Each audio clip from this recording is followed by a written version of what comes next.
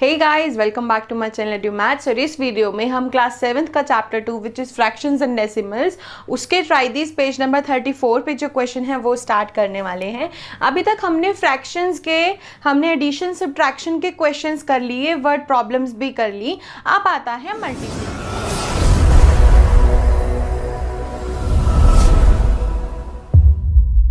So question है find, हमें 4 part given है 1 2 3 4 ABCD, इनको हमें मल्टीप्लाई करना है। आप देख सकते हैं यहाँ पे एक तो फ्रैक्शन है, एक सिंपल होल नंबर है या नेचुरल नंबर है, ठीक है, सब में यही केस है।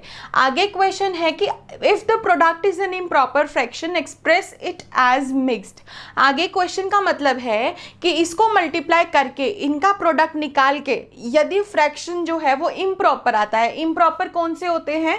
जिसमें डिनोमिनेटर न्यूमरेटर से छोटा होता है और हम उसको डिवाइड कर सकते हैं, तो उसको डिवाइड करके हमें मिक्स्ड में बदलना है। सो फर्स्ट पार्ट है 2/7 × 3। अब आप देखो, सबसे पहले मल्टीप्लिकेशन में क्या करना चाहिए? पहले डिनोमिनेटर को देखना चाहिए, इससे क्या ये मल्टीप्लाई हो रहे हैं, मतलब कट हो रहे हैं। 7 और 3 किसी एक टेबल में आते हैं? नहीं।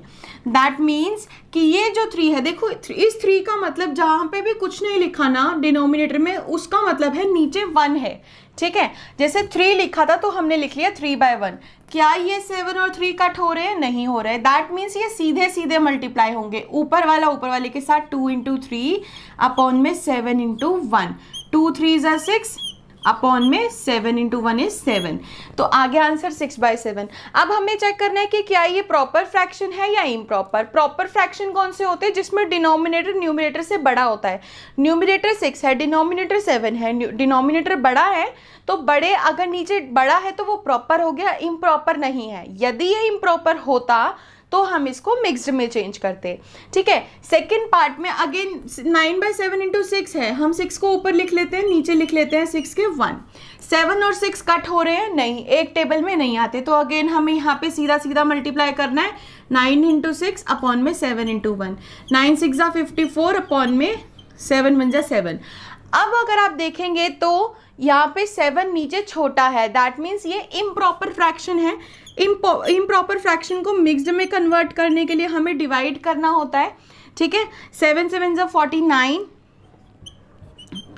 माइनस करा तो आंसर आ गया हमारा 6, सॉरी आंसर रिमाइंडर जो आएगा वो आएगा हमारा 5, ठीक है। 7 7 = 49, माइनस करा 5, आंसर आ गया। अब मिक्स्ड फ्रैक्शन में कैसे करते हैं? देखो एक प्रोसेस होता है QRD, ये मैं आपको पहले की वीडियोस में भी बता चुकी हूँ। अगर आपको इसका एक्सप्लेनेशन चाहिए अच्छे से तो इसके इंट्रोडक्शन की वीडियो देखिए।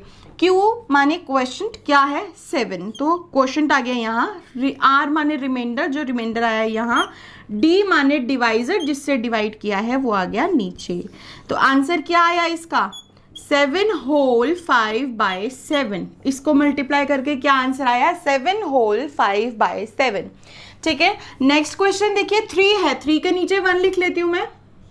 क्या 3 और 8 कट हो रहे हैं? नहीं, दोनों एक टेबल में नहीं आते, तो 3 × 1 अपॉन में 1 × 8, 3 1 = 3, 8 1 = 8, 3/8। क्या ये प्रॉपर फ्रैक्शन है या इम्प्रॉपर फ्रैक्शन है? तो क्वेश्चन आप देखो, 3/8 डिनोमिनेटर में बड़ा डिजिट है, न्यूमरेटर छोटा है, डिनोमिनेटर बड़ा है, दैट मीन्स कि ये प्रॉपर फ्रैक्शन है। दैट मीन्स ये मिक्स्ड फ्रैक्शन में चेंज नहीं हो सकता, ठीक है। नेक्स्ट आता है 13/11 × 6। अगेन यहाँ पे हम क्या करते हैं? 6/1 कर लेते हैं।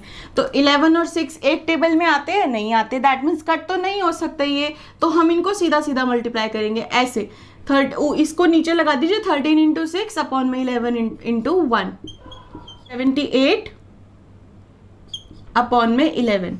अब अगर आप यहाँ पे ध्यान से देखेंगे, 78 अपॉन में 11 जो आया है, ये प्रॉपर है इम्प्रॉपर है? ये इम्प्रॉपर है क्योंकि यहाँ पे 11 जो है 78 से छोटा है, डिनोमिनेटर न्यूमरेटर से छोटा है, तो हम इसको क्या करेंगे? 11 से 78 को डिवाइड करेंगे। 11 7 = 77, माइनस किया, रिमाइंडर आ गया 1, ठीक है। अगेन QRD, क्वोशंट यहाँ पे, रिमाइंडर ऊपर और जो डिवाइजर है वो नीचे। तो this is the answer, 7 whole 1/11 is the right answer. So इस तरीके से मल्टीप्लिकेशन होती है। अब नेक्स्ट क्वेश्चन में देखते हैं कि अगर मल्टीप्लिकेशन के और क्वेश्चन सॉल्व करेंगे आपको और अच्छे से समझ आ जाएगा। बेसिकली क्वेश्चन बहुत सिंपल था, मल्टीप्लाई करना है। अगर ये अब जहाँ पे ये चीज़ याद रखनी है, जहाँ भी अगर ऐसा है ना 2/3 इंटू 6, तो ये तो कट हो रहे हैं 3 से 6, 3 के टेबल में 2 पे आता है 6। लेकिन अगर क्वेश्चन में है 3/2 इंटू 7, तो ये कट नहीं हो रहे, तो इस 7 के नीचे लगा लो 1 और इसको सीधा सीधा मल्टीप्लाई कर दो। 3 को 7 से कर दो, 2 को 1 से कर दो। ठीक है, बहुत सिंपल क्वेश्चन है ये। सो गाइस सेकंड क्वेश्चन है 2 इंटू 2/5 होता है 4/5। ठीक है, मल्टीप्लाई करा, ये 1 आ गया, 2 2 ज़ा 4, 1 5 ज़ा 5। इसे हमें पिक्टोरिकली रिप्रेजेंट करना है। पिक का मतलब क्या होता है? एक पिक्चर। ठीक है, पिक्टोरिकली मतलब एक पिक्टोग्राफ होता है ना, जैसे सर्कल में बनता है जो एक, उसी तरीके से इसमें बनेगा। अब वो क्या होता है देखो, पिक्टोग्राफ या पिक्टोरिकली कैसे रिप्रेजेंट करते हैं। एक सर्कल बनाया, ठीक है, उसके बाद ये देखो डिनोमिनेटर कितने हैं, डिनोमिनेटर कितना है 5। तो इस सर्कल को 5 पार्ट्स में डिवाइड करना है। आप कैसे भी कर सकते हैं, देखो ये 1 2 3 4 5 पार्ट में डिवाइड हो गया ये सर्कल। ठीक है, I know it is not actually a circle because इतनी जल्दी नहीं बनता है। सो 2 2 ज़ा 4, 5 1 ज़ा 5, 5 बन गए। इसमें जो डिनोमिनेटर है ना उतने पार्ट्स बना दो, जो न्यूमिनेटर है उतने शेड कर दो। डिनोमिनेटर कितना है 5, तो हमने कितने बनाए 1 2 3 4 5। ठीक है, और ऊपर है 4 का मतलब है इसमें से 4 पार्ट हमें शेड करने हैं, वो हो जाएगा ये फ्रैक्शन पिक्टोरिकली शो। तो 4 पार्ट करने हैं। ठीक है, 1 2 3 4। तो ये जो एक ये यहाँ पे ना आप पेंसिल से फुल शेड कर दीजिएगा, ये वाला जो शेडेड एरिया कहलाता है, यानी कि इसमें आपको पूरा शेड करना है। ठीक है, ये शेड हो गए 4 एरिया में। ठीक है, अब ये क्या हुआ देखो, काउंट करो। अब इसको हाईलाइट कर देती हूँ ताकि आपको मालूम पड़ जाए कि पार्टीशंस कहाँ कहाँ पे थे। तो this is the 1, this is 2, this is 3, this is 4। ठीक है, तो 4 पार्ट शेडेड हैं आउट ऑफ कितने पार्ट? 5 पार्ट। जैसे कि आप एग्जाम में क्या करते हैं, आपके अगर 5 क्वेश्चंस हैं, टोटल 5 मार्क्स के क्वेश्चंस हैं और आपके आए 4 मार्क्स, तो टोटल मार्क्स नीचे लिखे जाते हैं और जितने आपने स्कोर किए वो ऊपर लिखे जाते हैं। उसी तरीके से जो टोटल सेक्शंस होते हैं वो 5 होंगे और जो सेक्शन हमें शेड करना है वो ऊपर न्यूमरेटर वाला होगा। सो गाइस पेज नंबर 34 पे ही जो ट्राई दिस क्वेश्चन है नेक्स्ट पोर्शन वाले वो स्टार्ट करते हैं। इसमें हमें देखो फाइंड दिया हुआ है, ये 2 क्वेश्चंस गिवन है मल्टीप्लिकेशन के, हमें इन्हें मल्टीप्लाई करना है। ठीक है, सबसे पहले 5 के नीचे जो नॉर्मल 5 है ना उसके नीचे लगा लो 1।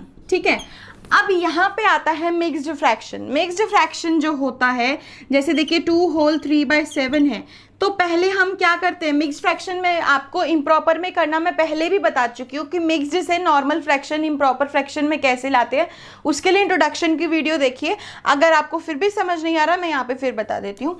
7 को 2 से, ये जो नीचे लिखा होता है उसको इससे मल्टीप्लाई करना है, यानी कि 7 को 2 से मल्टीप्लाई करना है जो कि 14 होता है। फिर जो आंसर आए उसमें ऊपर वाला प्लस करना है, +3, आंसर आ गया 17। ठीक है, नीचे जो लिखा होता है उसको साइड वाले से मल्टीप्लाई करना होता है, ये आपको प्लस लग रहा होगा। सो दिस इज मल्टीप्लाई, जो आंसर आए उसमें ऊपर वाले डिजिट को प्लस करना होता है, तो आंसर आ गया 17।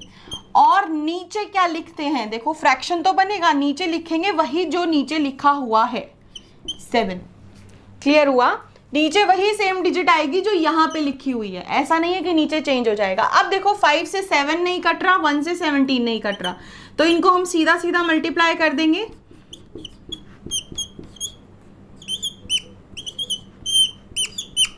आंसर आ गया 85/7।